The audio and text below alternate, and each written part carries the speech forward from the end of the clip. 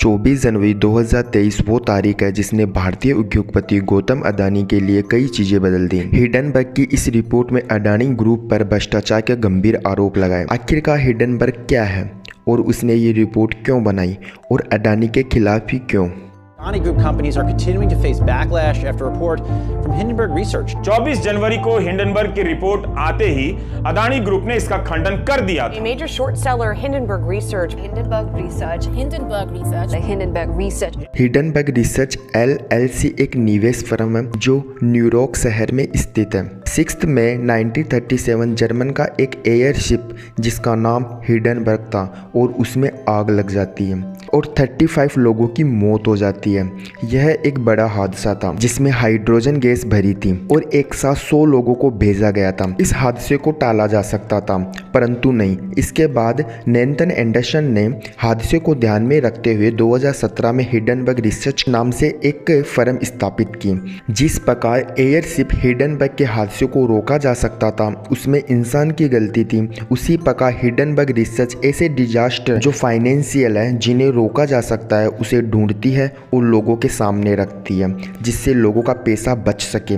अब आप सोच रहे होंगे कि हिंडनबर्ग अपना प्रॉफिट कैसे अर्न करती है, वो भी रिसर्च करके।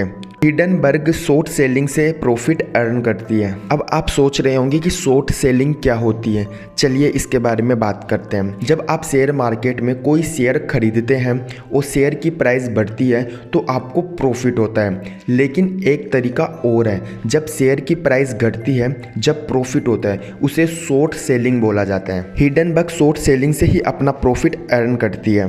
हिंडनबर्ग कंपनी को जिस कंपनी पर शक होता है उस पर डीप रिसर्च करना शुरू कर देती है। इसके रिसर्च करने का तरीका अलग होता है। वो कई सालों तक रिसर्च करने के बाद एक रिपोर्ट तैयार करती है और उसे सोशल मीडिया पर अपलोड कर देती है। जैसे ही मार्केट में हल्ला होता है और उस पर्टिकुलर कंपनी के शेयर प्राइस नीचे आते हैं उसी समय शॉर्ट सेलिंग करके हिंडनबर्ग अपना प्रॉफिट बनाकर निकल जाती है। हिंडनबर्ग अपनी रिपोर्ट पब्लिक करने से पहले सारी रिपोर्ट अपने इन्वेस्टर को देती है और ये इन्वेस्टर शॉर्ट सेलिंग के थ्रू कंपनी पर इन्वेस्ट करते हैं और मोटा मुनाफा कमाते हैं। मुनाफे में से भी हिंडनबर्ग अपना कट रखती है। हिंडनबर्ग एक ऐसी कंपनी है जिसका कोई एड्रेस नहीं है। गूगल की माने तो इसमें काम करने वाले ओनली 5 मेंबर हैं। उसके बाद भी लोग हिंडनबर्ग की रिपोर्ट को सीरियस लेते हैं क्योंकि अब तक हिंडनबर्ग ने 5 ईयर्स में 45 रिसर्च किए और 75% केसेस में इनकी बातें सच निकली है और इन्वेस्टर्स ने मोटा प्रॉफिट कमाया है। 29 केसेस में कंपनियों के शेयर 50% से भी नीचे आ गए थे।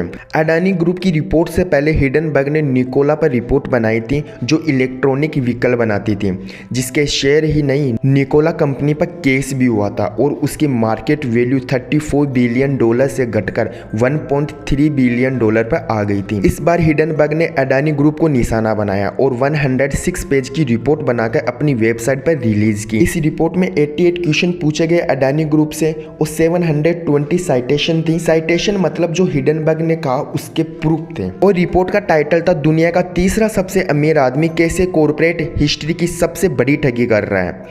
इसमें अडानी ग्रुप का ही नुकसान नहीं हुआ बल्कि स्टॉक मार्केट ने भी 4.2 लाख करोड़ रुपए गंवाए, जिसमें मेरा भी छोटा सा अमाउंट था।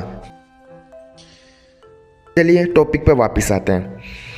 हिंडनबर्ग ने अडानी ग्रुप पर मल्टीपल एलिगेशन लगाए परंतु स्टॉक एलिगेशन सबसे ज़्यादा लगाया जो पहले भी अडानी ग्रुप पर लगाया जा चुका है। मार्च 2020 में अडानी का शेयर 130 रुपये था जो नवंबर 2020 में 1 शेयर की प्राइस 4090 से भी ऊपर चली गई, जो अडानी ग्रुप ने अपनी परफॉर्मेंस से नहीं बल्कि आर्टिफिशियल डिमांड के थ्रू शेयर की प्राइस को बढ़ाया है।